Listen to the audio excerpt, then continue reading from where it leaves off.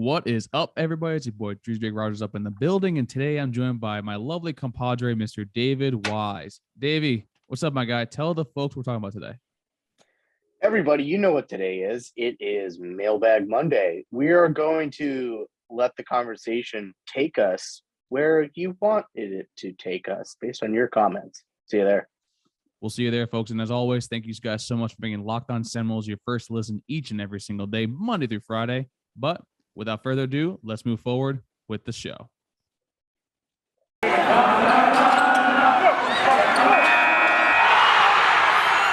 You are Locked On Seminoles, your daily podcast on the Florida State Seminoles, part of the Locked On Podcast Network. Your team every day. Good morning, good afternoon, and good evening. And welcome back to another edition of Locked On Seminoles. As at the top of the hour, it's your boy Drake. I'm joined by, my lovely compatriot over here, David Wise Esquire. David Aaron Wise Esquire. David, what's going on, my guy? Well, Drake, much like the injury bug often takes its effect on Florida State football, because somewhere out there is just like a devil creature that is just demolishing any and all luck that Florida State could have the last several years. The allergies have taken their grip on me. They won't let go.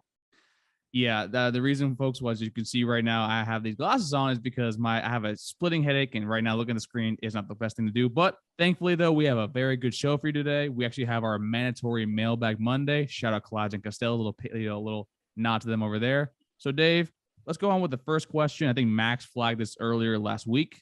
It's from Lotto. Lotto asked, do you think Norvell is able to recruit efficiently? To what extent is the current state of the program holding back the staff's ability to recruit? If the team is able to win 8 games next season, do you think the staff will be able to leverage that to recruit better? So, Dave, I'm going to let you go with first on that one. Yeah, I get irritated at this narrative that we should just blindly trust the staff's recruiting prowess because they've proven it. I don't know where that comes from. Of course, we have to trust the staff's recruiting. They're all we got. We're going to be stuck with this staff for at least another couple years. So, yeah, we have to trust their recruiting. But I said it yesterday. Well, it's not that you trust the recruiting. It's do you think they're able to recruit efficiently? I know. And what I'm getting at is on social media, I see this just narrative of stop criticizing any conversations, just stop criticizing anything the coaches do with respect to recruiting because they've proven it. I don't know where that comes from. They missed on a lot of key players in that last recruiting class, key legacy players even. Efficiently, it depends how you define efficiently. If you're talking about meeting needs, I don't know, there should be another quarterback on this roster right now. I know we just landed another one for the 2024 class, and that's a conversation for another day, but there should be another quarterback on this roster. That in and of itself, at the most important position on the field, I would have to say the staff did not recruit efficiently last year as a result of that. They let this happen, knowing full and well that it was a giant risk to do so. In addition, they've done better through the transfer portal, retooling that receiver room, and even bringing in Tate and Bethune at the linebacker position. But that room needed more help, the linebacker room. And that room I don't think was addressed enough. I just find it curious. Some of the spots we used scholarship-wise, on a running back and Trey Benson, who hopefully turns out to be, the next coming of Dalvin Cook. But just some curious decisions and some positions that weren't filled that I thought more even than should have needed to be filled. So I can't say that the staff recruits particularly efficiently, especially compared to who he came out after, which is Jimbo Fisher, one of the most prolific recruiters of the modern era. I will say it is I think it's unfair to basically compare any first-time Power 5 coach to Jimbo Fisher, because I think Jimbo Fisher has proven time and time again that he's probably a top 3 recruiter in the country, right? Overall, whether it be actually here at Florida State, whether as he was a coordinator at LSU under Saban, and now actually over how he's being able to kind of cultivate this massive talent over at Texas A&M, right? To me, Do I think they're efficiently recruiting? That's a tough question to answer. And me personally, I'm going to answer it as a kind of a no as of right now, because we always hear how like he wins the offseason. I'm not going to lie to you. When the offseason like happened last year, like we're getting kids, we're committing left and right. And then we hear that, hey, we're in the pole position for a lot of these bigger kids. Basically, the Elijah Pritchett kid that committed over to Alabama, a Marvin Jones Jr., the legacy kid that you kind of mentioned a little bit at the beginning, going over to Georgia. But then you're seeing with these other kids that were basically were 3 stars and then commit to other schools, namely a Wesley Bissaint at the linebacker position, as well as Nigel Cully, both going down to Miami. So to me, it's like, I think they're good at recruiting. The only problem is they are inefficient at closing, which I guess is recruiting altogether. But like, to me, that's something that where if he wins games, I personally do think that he actually is able to close them, because he does apparently sell a really good message. And then recruiting is also with transfers. And in my opinion, he actually probably is one of the better transfer recruiters actually probably right now out there, because it's a different message to sell to kids. And he was able to bring in a Kier Thomas and a Jermaine Johnson. But overall, like with high school recruiting, to me, it's going to be a no for me, big dog. Yeah. And another thing that kind of just, is always a question mark for me is when you bring in somebody from a G5 program, like really how well can you expect them to recruit? Like, the University of Florida, I think has taken a step back. I honestly do. Billy Napier has turned them into the Gainesville Raging Cajuns, which, like, if I was a Florida fan, thank Christ I'm not, I would be super pissed off about that. Like, yes, they had some good players, I'm sure, for their own standards on that team, which is why they enjoyed relative success. But, like, this ain't the same league. Like, Mike Norvell has to recruit differently at Florida State. He knows this than he did at Memphis. And I don't think we have a large enough sample yet to say whether he was able to hack it at the P5 level. Plus, I mean, it's tough to have this conversation and not point out that, holy shit, look what he took over for. Not to make excuses for him, because he's in his 3rd year. All of the Willie Taggart bullshit is now behind him, I think, enough that he's earning his own merit for this year. Nothing at this point is the fault of Willie Taggart. So, recruit away, buddy, because I don't want to say you're going to be on the hot seat, but, the clock's ticking to play well on the field, which will, like you said, translate into recruiting success. And whether or not it's chicken before the egg, you got to do both. It always kind of sucks. It's kind of like, how you got to spend money to make money, but then you kind of need to have the money before you spend it. It's kind of like the same thing with, I think Sam Moore on the Listen to Podcast said the same things. Like, it's circular reasoning. You need to have the better players to win the games, to get you better players. But so it's kind of like you're kind of stuck in this kind of time loop warp type thing. But no, I agree with you. But how about the last part of Law's question? I'm going to throw this to you real quick before we go over to our break. If they were able to win 8 games next season, do you think that they'll actually be able to like translate the wins on the field to wins in the recruiting trail? Do you think the staff is capable of actually basically being like, okay, hey, we finally have a proof of concept? Do you think they'll be able to actually land these bigger kids like a Santana Fleming or, the Deontay Moore, like QB that, I don't think he's coming here because he's a 5-star QB, but like, do you think they'll be able to bag the bigger fish, the blue chips recruits that we kind of want to get back to where we're supposed to be at the top of the ACC? Well, I could say for sure that if we don't reach that plateau, that absolutely will not happen. So the converse of that is 100% for sure right. Like, if we don't win 8 games, we absolutely will not be recruiting those top or landing those top end recruits. That's going to tell me, I think, if we were to win 8+ games this year, seeing how this recruiting class goes would be an interesting case study, because it would tell me a lot about how much the logo still means. Like, a lot of these kids, until that 2013 national championship season was so important, because it had been 15 years between the time that people growing up last saw a dominant Florida State team that won a championship, or a championship Florida State team. Well, these kids still in their lifetime, 2013, have seen a Florida State championship. So the logo still means something. We put a lot of players in the NFL at various positions. We're among the best schools in Division I or in Power 5 at putting players in the NFL. So the logo, to me, I like to believe it still means something. And if we win 8+ games and it doesn't translate to recruiting, especially the elite recruits, whoo, boy, that means either the staff ain't it or the logo doesn't mean what it used to, which is going to be real sad. I don't think the logo thing will be more of an issue. I think it'll just be more. I think this year is going to be good for both sides. Basically, is Mike Norvell the guy? Like, is yes or no? Because this year, if he does win the games and he actually eventually does land these kids, all right, then we see that we're cooking with something a little bit with Mike Norvell. And also, if he fails to sort of, if he doesn't meet the 7-win mark, which I think is probably the sweet spot where he can actually get to, then I think you kind of have the sort of going into 2023 where he probably most likely is a lame duck head coach, and most likely you'll see some players in the staff probably depart. But, overall, like, I do think with 8 wins, I do think he'll actually be able to translate that to off the field, because, I mean, we all saw that introductory press conference, and he actually was he's a very good salesperson, right? He's got that pastor, Texas area kind of like, vibe about him. It's very like, okay, I believe you. I'm going to go with you. And like you see with the older players in the transfer portal, like a Trey Benson or a Jermaine Johnson, Greedy Vance may also be another one too, and also Tatum Bethune. You'll see that, what, he might have something here. And folks, if you want to have something else here, that's a great segue, Andres. Head on over to StatHero.com. StatHero, folks, is a place to be right now for March Madness. I love it and hate these buzzer beaters, but shout out to Miami for dropping to Kansas. That was a beautiful, beautiful game and blowout today. It was amazing to watch, a sight to see, the drama, but the pain when you're on the other side of it. That's what happened to basically Miami, and also what might happen to St. Peter's later today. But I have a feeling that the Peacocks will be going over to the Final Four. I need X and Y to happen, and you know what? It did. So, folks, head over to StatHero.com/LockedOn and use promo code LOCKEDON LockedOn for a 100%. That's right, folks, a full 100% deposit match. That's StatHero.com/LockedOn for a 100% deposit match over there.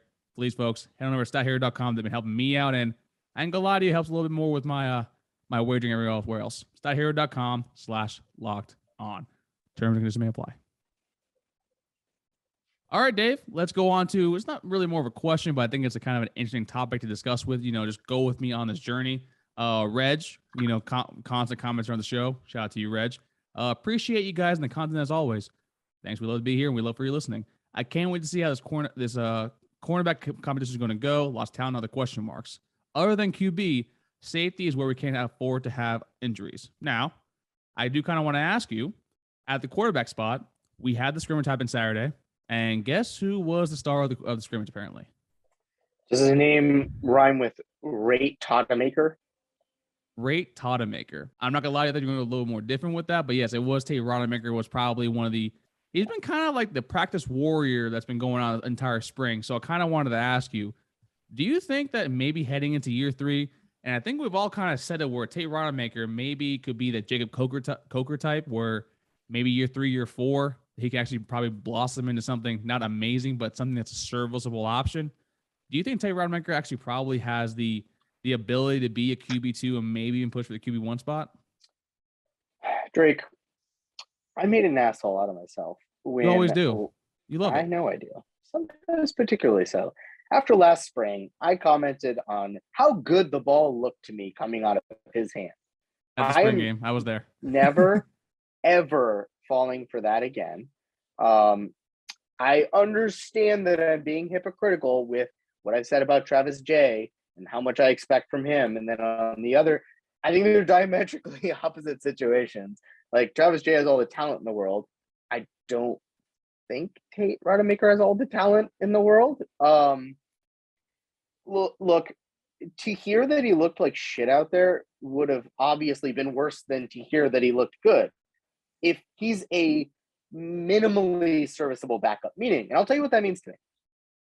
That means to me that if he were to come in the game, we're not just going to be like, okay, we're losing this game now. Like, no matter what the situation. Because last year that was the case. If Jordan Travis came out of the game, I was under the assumption, rightfully so, that, okay, well, this game's over. On to next week. I'm not buying it, but I'm not buying it, but I'm going to stay optimistic and believe that we don't have to rush AJ Duffy into James Blackman territory. I'm about to say, like, would you just be fine with him being, because I'm like, listen, if Tate Rodemaker kind of turns a corner and just be a backup, I mean, I'm not asking him to be like, he doesn't have to be Trevor Lawrence out there. Like, if you look at in the league right now, like, Matt Moore was the backup for the Dolphins for a long time. And he's like, hey, and when he goes in the game, you're like, okay, I don't feel like we automatically get an L with him starting in the game. So like, would you be like, do you think that like actually probably at the end of the thing, would you be okay with Tate Rodemaker being QB2, or do you want AJ Duffy to be the QB2 just in case something does happen to Travis? No, I want Rodemaker to be QB2, ideally, like in a perfect world, because I don't want to have to risk ruining AJ Duffy. If he's ready for the moment, look, AJ Duffy, from all accounts that we've heard about him, is mature beyond his years, both especially in terms of his football savviness. That's great. If that's the case and the game is slow for him, then I'm not quite so worried about James Blackmaning him, But yeah, in a perfect world, Tate Rodemaker would be able to be a serviceable backup. The problem for me, though, is it's a very different type of offense we have to run when Jordan Travis comes out and when Tate Rodemaker comes in. Like you said, was it you that said Tate Rodemaker is deceptively athletic? Yes, it was me. That he is deceptively athletic, bro. We're not running quarterback intentional running plays and. Okay, I'm not saying send Tate Rodemaker on a QB power like Justin Herbert or anything like that. Right. I'm just saying he can somewhat move, even though he's a statue back there in all the highlights from the past few years. The problem's been that Jordan Travis has had to create the offense around him, and I don't know that Tate Rodemaker is going to put that fear of God in you in terms of him running the ball. So when he's out there, you're just having to do short passing plays. The cornerbacks can creep down, the safeties can creep down and dare you to beat him over the top. And that's a recipe for disaster unless he really has made strides this offseason. If the coaching staff is saying it's true, I'm going to believe them that that's what they saw. But I'm not going to fall for it in the sense that I'm not going to say, yeah, it's Tate Rodemaker time. Oh, no. Yeah, basically, I don't think he'll be QB1 here as long as Jordan is here. Because I do think Jordan brings enough of a dynamic with his legs and extending the play. And, I mean, he did take a step forward passing the ball. Now I do kind of want to see him take another step forward when it comes to pocket presence. A lot of the games towards the end of last season when he had a clean pocket, he would run away or just simply dip out because that's kind of how it was kind of more like that's what he's used to doing. And also like, oh, I finally have all this time. Like I'm not running out yet. Oh, I still have a pocket. So that's kind of like one of those things where it's like, you kind of ruin a QB in that sort of way, and it's kind of unfair to the kid, but it's also that's kind of like just if you watch him a lot. So then you said that you're basically if the coaches do see something within one of the other two that are not Jordan Travis, like say that AJ Duffy actually does take the next step forward at the end of spring through summer, and he actually is named the starting QB not only for Duquesne but also for LSU. Do you actually have the faith in the coaches that's actually the right call, or do you simply have a fear that Mike Norvell is going against Jordan Travis again? Because it's not a secret that basically Norvell was kind of like forced to play him the past 2 seasons. So how do you feel actually if that's the case?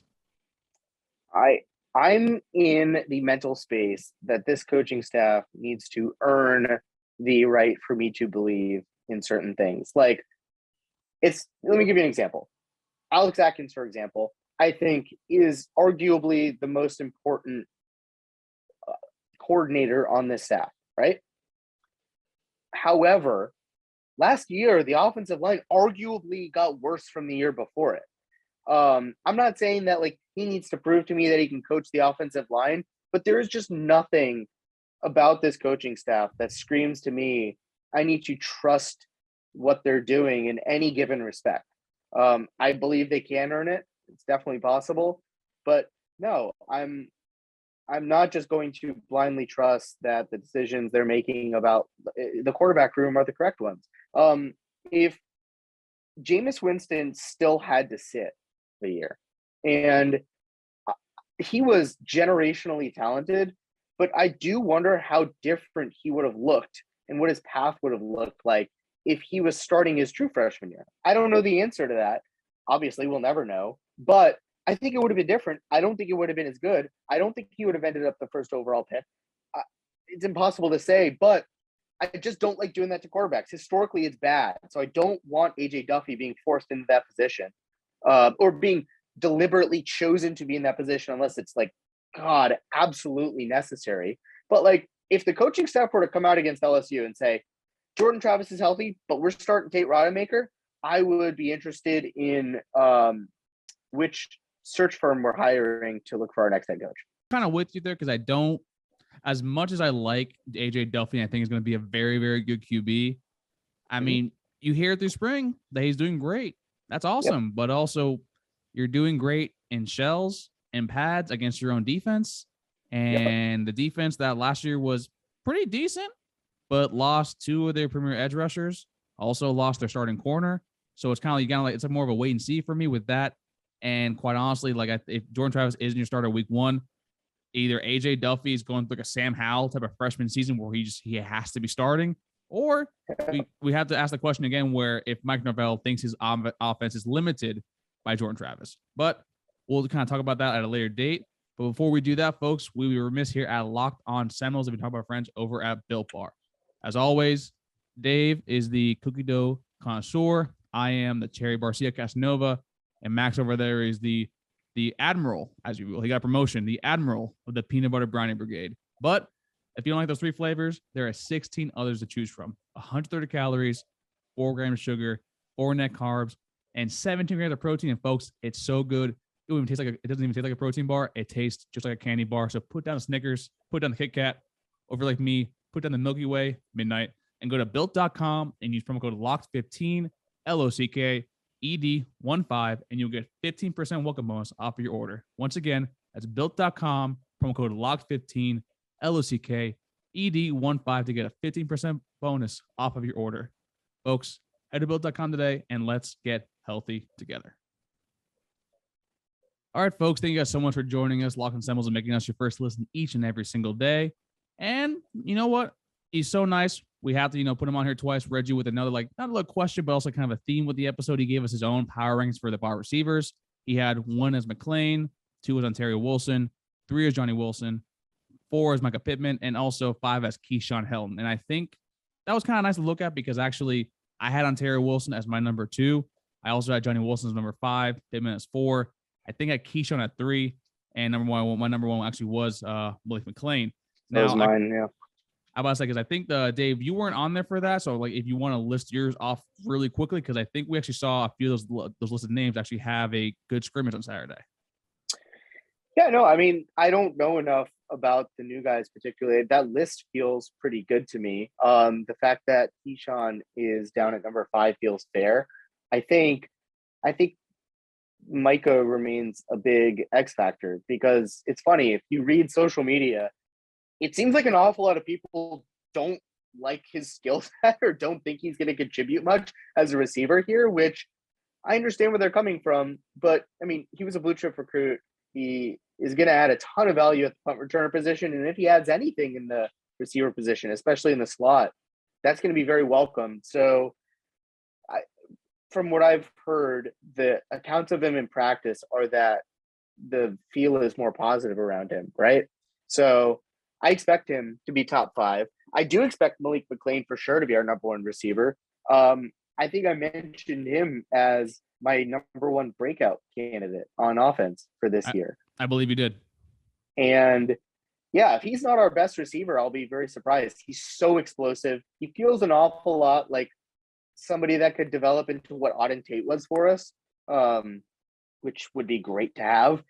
The position does feel oddly deep right now, which feels like we're falling into the same trap as the defensive back position in terms of meme syndrome, where we have all these names that we list them off and think, oh, they could be good. Still a lot of unknown. Ontario Wilson, for all the flack I've given him, we're very lucky to still have him as somebody we're not relying on as our number 1 receiver. You mentioned last year that when he was healthy, he contributed greatly to the team. So yeah, McLean and Wilson as 1 and 2 makes a lot of sense. Johnny Wilson, if a guy that big can run naturally and catch contested balls, our receiver core could actually be pretty good. So yeah, it's an exciting bunch, at least on paper, right?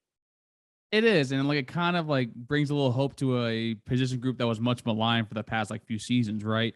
And to me, I think Malik McLean is one of those that's going to be he definitely needs to be a tone setter, in my personal opinion, actually, for the entire group to succeed. But I do think like the smaller kind of options, like I think Keyshawn Helton as like your safety blanket for a third or a fourth option out there, I think is someone actually to strongly look out for. And also, I think these weapons kind of give less excuses right now, I think, to a Jordan Travis when it comes to passing the ball, right? One of the things much discussed like on the timeline and also in our comments too is that he didn't have the weapons, right? Granted, that's correct. If you watched like a lot of the games last year, wide receivers failed to get separation. They ran the wrong routes, and also they ran routes that, quite frankly, you don't want to send your 5'10" guy on a jump ball against a cornerback that's like 2 inches taller than him. And that's kind of like just poor personnel usage. Now, granted, towards the end of the year, I know you and Matt kind of give the offensive line some flack, and for damn good reason. Towards the end of the year, the offensive line actually played average. And quite frankly, average is probably good enough to give you some time in the pocket. And there's a lot of times last year where Jordan Travis failed his first read and his second read when he actually had the time, right? And now with the Caden Lyles coming in, Bless Harris, Robert Scott also being fully healthy now, you should have a much more improved offensive line. So I do kind of want to ask you, of these 5 wide receivers I just mentioned, or someone that I haven't mentioned, who do you think actually has the capability to kind of actually add an extra win or an extra 2 wins actually to our entire record if they actually have a good season? I do still think it's Malik McClain. And I say that because without the benefit of seeing the new additions, he feels like the only one that has the ability to have like a Scary Terry type season next year where he kind of comes out of nowhere and posts 1,000-yard, 10 touchdown season. And that level of performance is the kind that can win or lose you a game, right? Like if you're having 1,000-yard season, you can pop for a 200-yard game and that'll win you a game. And that's going to be even more important because I'll tell you the reason I complain about the offensive line play. It was the run blocking specifically, which is a problem, and which was incredible that Jayshawn Corbett able to overcome that, like to rush for what they did with the poor run blocking line play they got last year. But if the run blocking is still going to be the lesser of the line play this year, and we have an unproven receiving corps, I expect us to have to lean on the passing game a lot more than usual. So if we don't see a guy like a Malik McClain separate himself as like a true number 1 for this team, that's gonna feel like we may be in for another 5-7 season. We'll be in for another 5-7 season. I'm with you with Malik McClain. I think also, though, I think you look at someone like an Ontario Wilson, actually, if he does have like sort of a breakout year, because I think I randomly, not last year, but the year before, Kirk Herbstreit had him on like his, players to watch to get drafted. Yeah, right. I remember that. You remember that, right? That was like, I'm like, Pokey? Our Pokey? The homie Pokey? Isn't Scary Terry still here? It was during Marvin Wilson and Scary Terry's first last year here. It was during Mike Norvell's like first season. So to me, like, I think if Ontario Wilson actually kind of shows up and shows out to what the player can be, and now he has the option of not being option number 1, he's more option number 2, maybe even option number 3. That should open up more lanes for him, open up more routes for him, and hopefully overall at least does probably winning where I think is the kind of sweet spot, like around 7 games. But folks, as always, thank you guys so much for love and support and coming by each and every single day. With that being said, please, if you can, don't forget 5-star reviews, Apple Podcast, Spotify, Stitcher, or wherever you get your podcast from. And Dave, what do you want to tell them about the YouTube? They need to subscribe to notifications and so that ring the little bell so you get notified when we drop a new episode and content. And what's the banner at the, I don't know. Hit the like button on this video. It's a good try, Dave. Hit the like button at the bottom of this video. Tag the subscribe button at the tippy top to make sure you subscribe to all of our videos when they drop. And also ding the little bell so you know when notifications are on. And also you'll know immediately when new content is dropped or is scheduled to be dropped. With that being said, this was Drake. That was Dave. And we'll see y'all next time on Locked On Seminoles. Take care, everybody. Only in America.